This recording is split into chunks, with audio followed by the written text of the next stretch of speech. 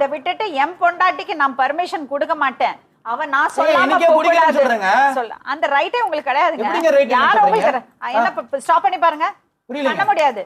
அவ இப்ப நாளைக்கு கரகாட்டத்துக்கு போறா, நீங்க ஸ்டாப்பே பண்ண முடியாது. பொண்ண வேலைக்கு போனா நினைச்சா வேலைக்கு போட்டுங்க, வேற வேலைக்கு போட்டுங்க, அந்த வேலைக்கு எங்க போணும்? அது நீங்க சொல்ல முடியாது. அது at you can't. அது வந்து எங்கட சாரி, புரியலங்க. you don't have the O right. அப்ப என்ன பண்ணாலுமே நான் கேஸ் சரி பண்ண என்ன மாட்டேன். பண்ணுவீங்க? கேஸ் கொடுப்பீங்களா?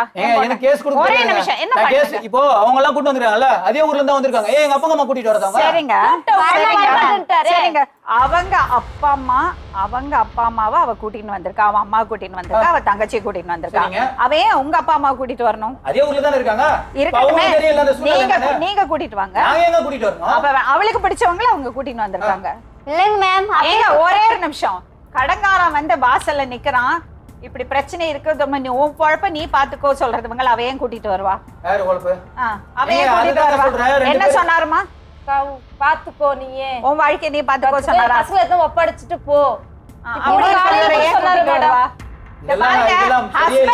என் பொண்டாட்டி நான் அடிப்பேன், நான் என் பொண்டாட்டி நான் சொன்ன வேலைக்கு தான் போனா, நான் என் பொண்டாட்டி நான் சொன்ன வேலைக்கு தான் போனா.